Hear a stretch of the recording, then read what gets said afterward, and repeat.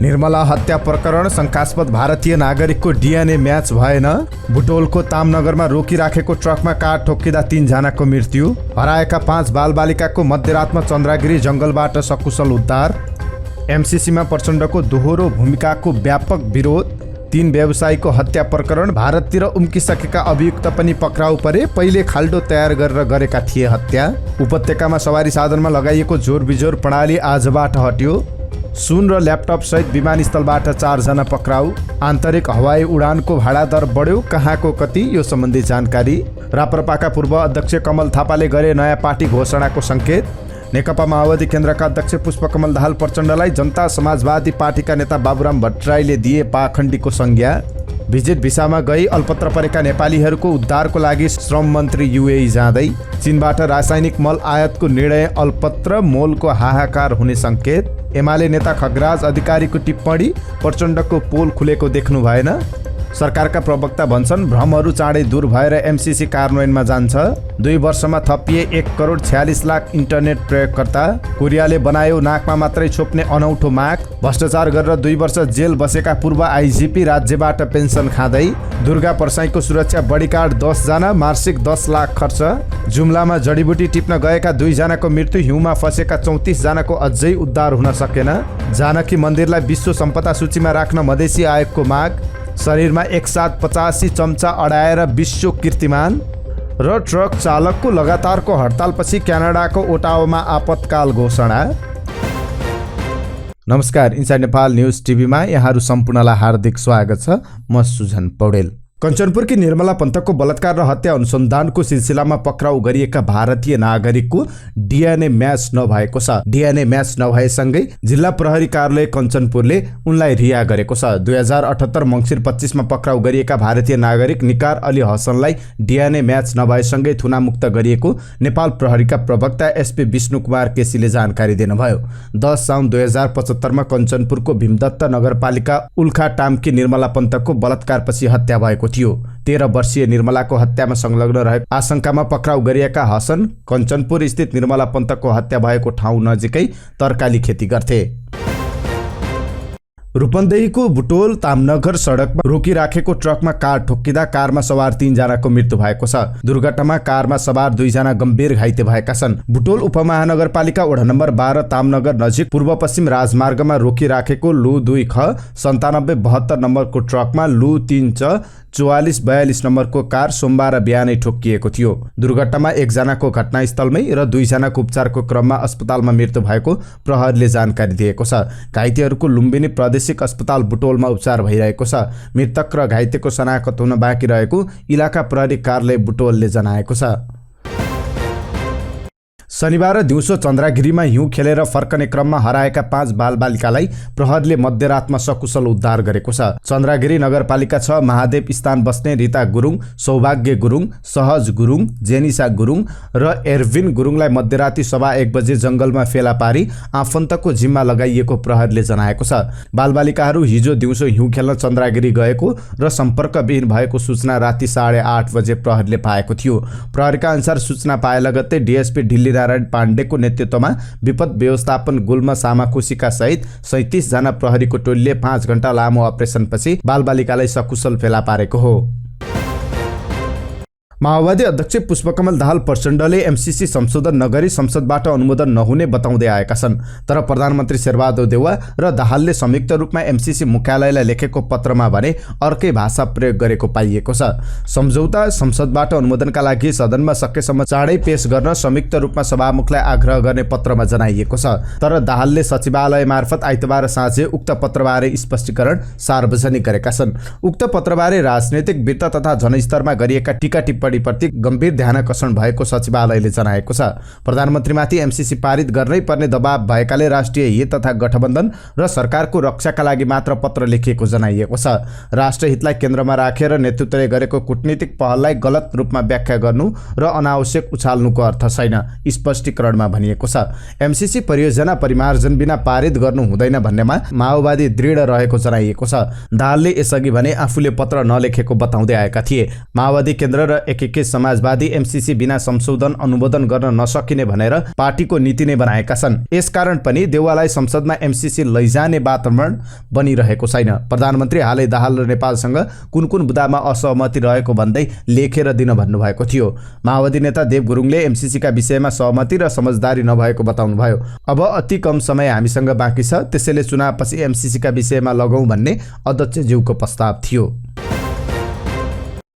मोरङ र ललितपुरमा भएको 3 व्यापारीको हत्याका मुख्य योजनाकार अनिल मण्डललाई अपराध महाशाखाले 3 दिन पहिले नै पक्राउ गरिसकेको थियो, तर उनले हत्या गरेको स्वीकार गरेका थिएनन्। यसबीचमा मोरङ प्रहरीले 2 जनालाई पक्राउ गर्यो। मोरङको जहदा नगरपालिका 4 शिवासनिका अमित शाह भनिने दिनानाथ सोनार र मोरङको धानपालथान नगरपालिका 7 कमलपुरका 62 वर्षीय नासिर आलम मोरङमा पक्राउ परे। पक्राउ परेका उनीहरूले भने अपराध स्वीकार गरिसकेका थिए, तर यो सबै अनिलको योजना अनुरूप भइरहेको थियो। यति मात्रै होइन, यो घटनामा कसको संलग्नता रहेको भन्ने पनि खुलाइदिए, तर ती सबैलाई उनीहरूले चिनेका थिएनन्। उनीहरूलाई काम लगाउने अनिलले भने महाशाखासँग संलग्नता अस्वीकार गरिरहेका थिए। त्यसपछि सबै अभियुक्तलाई एकै ठाउँमा राखेर सोधपुछ गरेर बिहिबार बिहान अनिललाई पनि मोरङ लगियो। मोरङमा आफैले पैसा दिएर हत्यामा प्रयोग गरेका व्यक्तिहरू देखेपछि उनले ढाकछोप गर्न सकेनन्। यो समूह ललितपुर पनि आएको अनुसन्धानमा खुलेको छ। उनीहरू मङ्सिर 28 अघि नै ललितपुर आएका थिए। पहिल्यै खाल्डो तयार गरे। खाल्डो खनेर पुर्नका लागि आवश्यक सामग्री पहिले नै तयार गरेर लिम्बुको हत्या गरिएको खुलेको छ। मोरङमा पनि त्यसै गरिएको थियो। काठमाडौँमा लिम्बुको हत्या गरेपछि त्यसै साँझ उनीहरू विराटनगर फर्किएका थिए। अनिल र अन्य साझेदारहरू भने भोलिपल्ट त्यता लागे। हत्या गरिएका मोहन पनि विराटनगर जाने सल्लाह भएको थियो। उनीहरूको कारोबारको हिसाब किताब मिलाउन बाँकी देखिएको प्रहरीले बताएको छ। उनीहरूले मोरङका केही स्थानमा जग्गा हेर्ने पनि सल्लाह गरेका थिए। त्यो जग्गाबारे अनिलले नै जानकारी दिएका थिए। सुरुमा होटलमा बस्दै हिसाब किताब गर्न खोजे, तर बाँडफाँड मिलेन। राजेन्द्रले भने होस् अहिले छोडिदिम, मोहन दाई आएपछि मिलाउँला। राजेन्द्र र शम्भुलाई मोहन आउँछन् नै भन्ने थियो। मोहनसँगै बसेर हिसाब किताब गर्ने सल्लाह भएपछि उनीहरूलाई अनिलले केही स्थानमा जग्गा देखाउन लगे। बीचमा आफू भने काठमाडौँ फर्किएका थिए, तर पछि फेरि मोरङ पुगे। त्यही समूहले तत्काल खाल्डोमा लग्यो र राजेन्द्रलाई पुर्यो। 2 दिनपछि शम्भुलाई पनि त्यसै गरी सिद्ध्याए। सोही ठाउँमा जग्गा हेर्न भन्दै लगेर हत्या गरिएको प्रहरीले जनाएको छ। काठमाडौँ उपत्यकामा सवारी साधनमा लगाइदै आएको जोरबिजोर प्रणाली हटाइएको छ। काठमाडौँ उपत्यकाका प्रमुख जिल्ला अधिकारीहरूको आइतबार बसेको बैठकले गए राति 12 बजेदेखि लागू हुने गरी ट्याक्सी तथा निजी सवारी साधनमा कायम जोरबिजोर प्रणाली हटाइएको हो। साथै बैठकले फागुन 1 गतेदेखि भौतिक उपस्थितिमै विद्यालय सञ्चालन गर्ने निर्णय गरेको छ। तर 12 वर्ष पुरा नभएका विद्यार्थीको हकमा भने स्थानीय तहको समन्वयनमा आलोपालो वा शिफ्ट प्रणालीमा कक्षा सञ्चालनको व्यवस्था मिलाउनु पर्ने भनिएको छ। कोभिड-19 सङ्कट व्यवस्थापन समन्वयन केन्द्र सीएमसीको सिफारिस अनुसार प्रशासन कार्यालयले सो निर्णय गरेको हो। प्रहरीको त्रिभुवन अन्तर्राष्ट्रिय सुरक्षा कार्यालयले जजिरा एयरको फ्लाइटबाट दुबई र कुवेत ट्रान्जिट हुँदै नेपाल आएका मोरङका 30 वर्षीय पदमबहादुर अधिकारी, सोही ठाउँका 30 वर्षीय मानसिंह विश्वकर्मा, झापाका 22 वर्षीय समीर रसाइली र मकवानपुरका 32 वर्षीय गोकुल डल्लाकोटीलाई आइतबार विमानस्थलको पार्किङबाट पक्राउ गरेको हो। प्रहरीले पदमबहादुरका साथबाट 58 ग्राम तौल बराबरको 1 थान सुनको सिक्री, 3 थान मोबाइल र 1 थान ल्यापटप, मानसिंहको साथबाट 58 ग्राम तौल बराबरको 1 थान सुनको सिक्री, 3 थान मोबाइल र 1 थान ल्यापटप तथा समीरका साथबाट 58 ग्राम तौल बराबरको 1 थान सुनको सिक्री, 3 थान मोबाइल र 1 थान ल्यापटप बरामद गरेको हो। भन्सार छलेर सामान ल्याउन लगाउने गोकुललाई समेत प्रहरीले पक्राउ गरेको प्रहरी प्रधान कार्यालयले जनाएको छ। नेपाल आयल निगमले पेट्रोलियम पदार्थको मूल्य बढाएपछि आन्तरिक हवाई उडानको भाडा दर वृद्धि हुने भएको छ। नेपाल वायुसेवा सञ्चालक सङ्घले शुक्रबारबाट लागू हुने गरी भाडा बढाएको हो। सङ्घले 105 रुपियाँदेखि 425 रुपियाँसम्म वृद्धि गरेको छ। हवाई इन्धनमा प्रति लिटर 2 रुपियाँ बढीले मूल्य घटबड भएको अनुपातमा भाडा समायोजन गर्ने अधिकार सङ्घले प्रयोग गरेको हो। बढेको दर अनुसार सबैभन्दा बढी काठमाडौँ धनगढीको 425 रुपियाँ रहेको छ। यस्तै काठमाडौँ विराटनगर 240, काठमाडौँ पोखरा 160, काठमाडौँ नेपालगञ्ज 325, काठमाडौँ भरतपुर 105 रुपियाँ बढेको सङ्घले जनाएको छ। त्यस्तै माउन्टेन फ्लाइटको भाडा दर 345 रुपियाँले बढेको छ। पछिल्लो पटक नेपाल आयल निगमले हवाई इन्धनमा प्रति लिटर 10 रुपियाँ वृद्धि गरेको छ। राप्रपाका पूर्व अध्यक्ष कमल थापाले नयाँ पार्टी गठनको सङ्केत गरेका छन्। पार्टीको महाधिवेशनमा निर्मल निवासले हस्तक्षेप गरेको भन्दै आएका थापाले सोमबार पदाधिकारी, केन्द्रीय सदस्य र पूर्व केन्द्रीय सदस्यसँग छलफल गरेका हुन्। शुक्रबार अध्यक्ष राजेन्द्र लिङ्गदेनसँग संवाद भए पनि कुनै प्रगति नभएको भन्दै उनले स्थानीय तहको निर्वाचन घोषणा गर्दा समेत आफ्ना मुद्दा संशोधन नभए विकल्प खोज्ने बताएका हुन्। उनले भने मैले उठाएका सैद्धान्तिक, संगठनिक र वैचारिक पक्षहरू सम्बोधन भएन भने विकल्प खोज्नुपर्ने हुन सक्छ। यो अवस्थाका लागि तयार भएर बस्नुस्। आफूले विकल्प खोजेको अवस्थामा साथ दिन समेत उनले आग्रह गरेका छन्। म दबाब दिन्न, आफ्नो अन्तरआत्मालाई सुन्नुस्। नेकपा माओवादी केन्द्रका अध्यक्ष पुष्पकमल दाहाल प्रचण्डलाई जनता समाजवादी पार्टीका नेता डाक्टर बाबुराम भट्टराईले पाखण्डीको संज्ञा दिनुभएको छ। एमसीसी बारे प्रचण्डले भित्र एउटा र बाहिर अर्को कुरा गरेको भन्दै गम्भीर आरोप समेत लगाउनु भएको हो। बाबुराम भट्टराईले गैराती ट्विट गर्दै प्रचण्डलाई भित्र खाओवाद, बाहिर माओवाद भनेका छन्। प्रचण्डले भित्रभित्र राष्ट्रघात, बाहिर राष्ट्रवादको चरित्र देखाइरहेको समेत आरोप लगाउनु भएको छ। प्रचण्डको नाम उल्लेख नगरी उहाँले दुई जिब्रे समेत भन्नुभएको छ। प्रचण्ड र बाबुराम माओवादी जनयुद्धका सहकर्मी हुन्। बाबुरामले कम्युनिस्ट सिद्धान्त छोडिसकेका छन्। रोजगारीको खोजीमा भिजिट भिसामा संयुक्त अरब इमिरेट्स पुगेर अल्पत्र परेका नेपालीहरूको व्यवस्थापनमा सरकार जुटेको छ। युएईमा अल्पत्र परेका नेपालीको व्यवस्थापनका लागि आगामी साता सरकारको प्रतिनिधित्व गर्दै श्रम, रोजगार तथा सामाजिक सुरक्षा मन्त्री कृष्ण कुमार श्रेष्ठ युएई जाँदै हुनुहुन्छ। वैदेशिक रोजगारीको प्रलोभनमा परि भिजिट तथा अन्य भिसामा युएई गई अल्पत्र परेका नेपालीको व्यवस्थापनका विषयमा युएई सरकारसँग छलफल गर्न मन्त्री श्रेष्ठ युएई जान लागेको श्रम मन्त्रालयले जनाएको छ। युएई जाने मिति र समय भने खुलाइएको छैन। नेपाली नागरिकलाई युएईमा अल्पत्र पार्ने संस्था वा व्यक्तिलाई कारबाहीको दायरामा ल्याउन र पीडितलाई कसरी न्याय दिलाउन सकिन्छ भन्ने बारे मन्त्री श्रेष्ठले आइतबार नेपालका लागि युएईका राजदूत सैयद उम्दान अल नाकीसँग छलफल गर्नुभएको थियो। छलफलका क्रममा उहाँले रोजगारीको प्रलोभनमा परि युएई गई अल्पत्र परेका नेपालीको समस्या समाधानमा सहयोग गर्न राजदूत साउदसँग आग्रह गर्नुभएको थियो। मन्त्री श्रेष्ठले अल्पत्र परेका नेपाललाई युएईमा रोजगारीको अवसर प्रदान गर्ने, भिसा अवधि सकिएर बढी शुल्क बुझाउनु पर्ने वा गैर कानुनी रूपमा बस्नुपर्ने बाध्यता भएकालाई आम माफी दिनुपर्ने तथा उद्धार गर्नुपर्नेलाई नेपाल फिर्ता गर्ने क्रममा युएई सरकारबाट सहयोगको अपेक्षा गरिएको बताए। नक्कली मागपत्र बनाउने, झुटो आश्वासन र रोजगारीको प्रलोभन देखाएर प्रचलित कानुनले तोकेको प्रक्रियाभन्दा बाहिरबाट नेपालीलाई युएई पुर्याउने कार्यमा संलग्न व्यक्तिहरूलाई कारबाहीको दायरामा ल्याउन युएई सरकारबाट सहयोगको अपेक्षा गरिएको मन्त्री श्रेष्ठको भनाइ छ। छलफलमा राजदूत सहिदले अल्पत्र परेका नेपाललाई युएईमा नै रोजगार दिलाउन तथा उद्धार गर्नुपर्नेलाई पनि आवश्यक सहयोग गर्ने बताउनु भएको थियो। मन्त्री श्रेष्ठको युएई भ्रमणका क्रममा नेपाल युएई संयुक्त समितिको बैठक पनि आयोजना हुनेछ। चिनिया अवरोधका कारण 1,13,000 मेट्रिक टन रासायनिक मल आयात प्रक्रिया अवरुद्ध भएको कृषि सामग्री कम्पनीले जनाएको छ। 5 महिना अघि नै ठेक्का प्रक्रिया सकिएको उक्त मल आज भोलि नै नेपाल भित्रिसक्नुपर्नेमा चीनको कारण अन्यलमा फँसेको कम्पनीले जनाएको छ। मल निर्यात रोक्ने चिनिया नीतिका कारण 50,000 मेट्रिक टन युरिया र 63,535 मेट्रिक टन डीएपी मल आयात अल्पत्र परेको कम्पनी निमित्त प्रबन्धक राजेन्द्र कार्कीले जानकारी दिनुभयो। ठेकदारले मल आयात गर्न ठेक्का पाए, चिनिया कम्पनीले मल दिन्छु भन्ने निधो गर्यो, तर अहिले सरकारी नीति भन्दै मल दिएनन्। कार्की भन्छन् सरकारी तहबाट गरिएको कूटनीतिक प्रयास पनि सफल भएको छैन। नेपालले ठेक्का प्रक्रिया गर्दा चिनिया मल उत्पादकले विश्व बजारमा रासायनिक मल बिक्री गरिरहेको भए पनि पछि सरकारले निर्यातमा रोक लगाएको भन्दै मल दिन अस्वीकार गरेको कम्पनीले जनाएको छ। 5वटा फरक ठेकदार कम्पनीले 1,13,535 मेट्रिक टन मल ल्याउनका लागि कम्पनीसँग ठेक्का पाएका थिए। मल खरिद प्रक्रिया नगिजोलिएको भए गहुँ र चैते धानको लागि मल अभावको अवस्था नबन्ने कम्पनीको दाबी छ। अब मल कहिले आउँछ भन्ने टुङ्गो लागेको छैन। पटक पटक मल अभाव हुँदा नेपालको कृषि क्षेत्रमा गहिरो असर परिरहेको छ।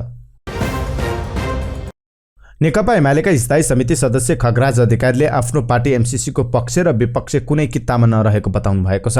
नेपाली रेडियो नेटवर्क एनआरएनको कार्यक्रम नेपाली बहसका लागि पत्रकार ऋषि धमलासँग कुरा गर्दै नेता अधिकारीले नेकपा एमाले एमसीसीको पक्ष र विपक्षमा छैन, सत्ता गठबन्धनसँग वैध र अवैध 165 जना सांसद छन् क्यारे, तर एमसीसीका बारेमा गठबन्धनको धारणा अहिलेसम्म क्लियर छैन। आफू प्रधानमन्त्री हुँदा केपी शर्मा ओलीले एमसीसी पारित गर्न खोजेको होइन, उहाँले प्रश्न गर्नुभएको छ। एमालेले दोहोरो चरित्र देखाउन मिल्छ भन्ने पत्रकार धमलाको प्रश्नमा अधिकारीले भने दोहोरो चरित्र एमालेले होइन, शेरबहादुर देउवा र प्रचण्डले देखाएका छन्। प्रचण्डको पत्रको पोल हिजो खुलेको देख्नु भएन, उनले प्रश्न गरेका छन्। उनले थप प्रश्न गरेका छन्, एमसीसी प्रचण्ड र कांग्रेसको सरकारले गरेको होइन, ओली प्रधानमन्त्री हुँदा एमसीसी अनुमोदन गराउनु सरकारको दायित्वका रूपमा लिएर संसदमा पेश गरेका हौं, तर सभामुख कृष्णबहादुर महराले अड्काइदिनु भयो। यो कुरा दिउँसोको घाम झैं छर्लङ्ग छ।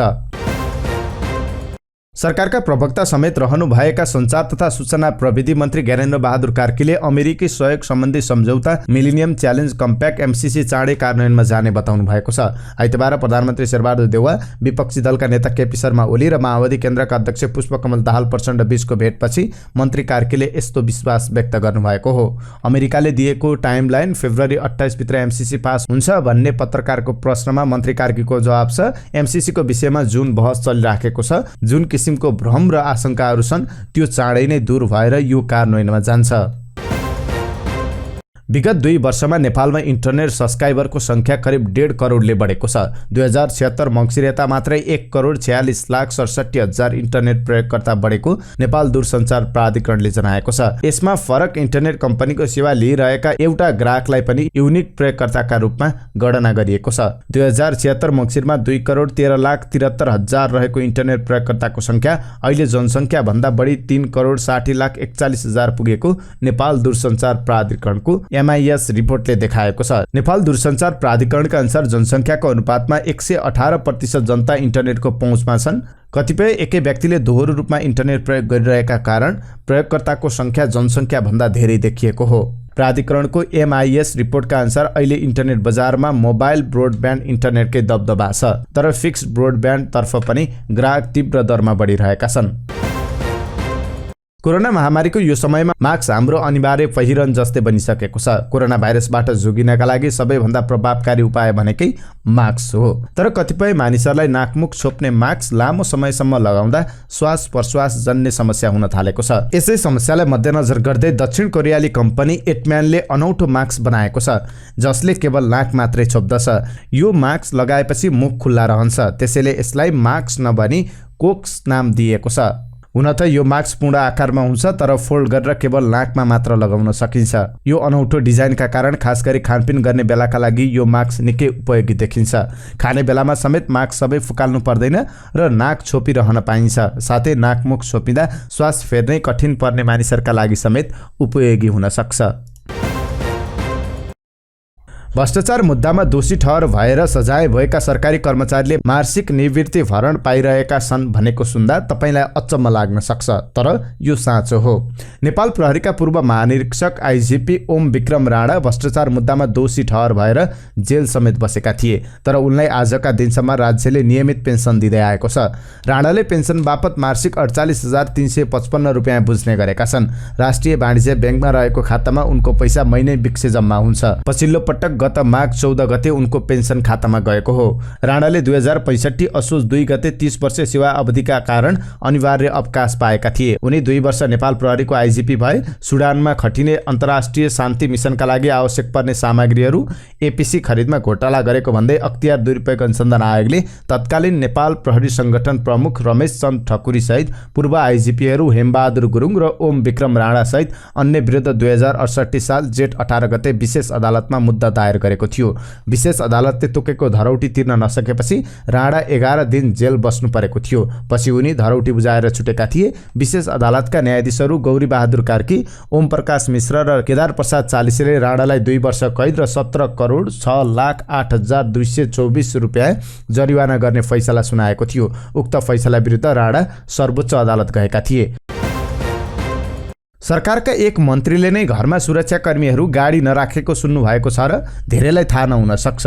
परराष्ट्र मन्त्री नारायण खड्का सरकारका एक मात्र यस्ता मन्त्री हुन् जसले घरमा सुरक्षाकर्मी, गाडी चालक, कर्मचारी केही राखेका छैनन्। आफूलाई आफ्नो काम आफै गर्न ठिक लाग्ने भन्दै उनले यस्तो गरेका हुन्। केही समय अगाडि उनले घरमा आएका पाहुनालाई आफै चिया दिइरहेको तस्बिर चर्चामा आएको थियो। उनले यस्तो काम चर्चाका लागि गरेका होइनन्। उनी साधारण मान्छे जस्तै आफू भएको र सामान्य रूपमा बस्न चाहेको बताउँछन्। उनी खाना पकाउने लगायतका आफ्ना दैनिक कामहरू आफै गर्छन्। परराष्ट्र मन्त्री खड्काको घरमा सुरक्षाकर्मी पनि छैनन्। उनी भन्छन्, म गरिब देशको मन्त्री हुँ, मलाई अनावश्यक तडक भडक गर्नु छैन, जनता जस्तै भएर रहन चाहन्छु। तर राजनीतिमै भर्खर चर्चामा आएका प्रमुख प्रतिपक्ष दल नेकपा एमालेका एक नेता तथा व्यवसायी दुर्गा परसाईले महिनाको 10 लाख खर्च गरेर 10 जना बडीगार्डहरू आफ्नो सुरक्षाका लागि राखेको विषय बाहिरिएको छ। आफूसँग हतियार सहितका बडीगार्ड हुँदाहुँदै दुर्गा परसाईले सरकारबाट समेत 1 जना हतियार सहितको सुरक्षाकर्मी राखेको कारण अहिले विवादित विषय बनेको छ। परसाईले आफ्नो बडीगार्डहरूमा मासिक 10 लाख खर्च गर्ने गरेका छन्। आफू जहाँ गए पनि आफूसँग 2 जना बडीगार्ड बोकेर हिँड्ने गरेकाले सबै खर्च दुर्गा परसाईले नै गर्ने गरेका छन्। दुर्गा परसाईले आफू माओवादी केन्द्रबाट राजनीति गर्दादेखि र व्यवसायमा संलग्न भएपछि बडीगार्ड राख्न थालेका हुन्। माओवादीको पृष्ठभूमि र मेडिकल व्यवसायमा लागेपछि आफ्नो सुरक्षाका लागि सुरुवातदेखि नै बडीगार्ड राख्न थालेका हुन्। आफू सधैँ सत्यको पक्षमा उभिने भएकाले मेडिकल व्यवसायमा पनि प्रतिस्पर्धाका साथ व्यापार गर्न थालेपछि मेडिकल माफियाहरूबाट समेत आफूलाई सुरुवातमा खतरा हुने आकलन गरेर बडीगार्ड राख्न थालेका हुन्। अझै माओवादीबाट राजनीति गरेकाले आँखाको तारो समेत बनेकाले आफूलाई सुरक्षा दिन बडीगार्ड आफै खर्चमा राख्न थालेका हुन्। मधेसी आयोगले जानकी मन्दिरलाई विश्व सम्पदा सूचीमा सूचीकृत गर्न आवश्यक व्यवस्था मिलाउन संस्कृति पर्यटन तथा नागरिक उड्डयन मन्त्री प्रेम आलेलाई आग्रह गरेको छ। आइतबार मन्त्री आलेलाई एक पत्र लेख्दै आयोगले जानकी मन्दिरलाई विश्व सम्पदा सूचीमा सूचीकृत गर्न आवश्यक व्यवस्था मिलाउन आग्रह गरेको हो।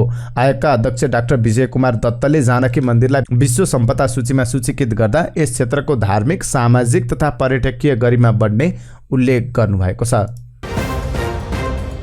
अब एउटा फरक प्रसङ्ग। इराकका एक व्यक्तिले आफ्नो शरीरमा एकसाथ 85वटा चम्चा अडाएर अनौठो विश्व कीर्तिमान कायम गरेका छन्। इरानको अक्राजमा बस्ने 50 वर्षका एभोल फाजल मोख्तारीले अनौठो कीर्तिमानीसँगै गिनेस बुकमा नाम लेखाएका छन्।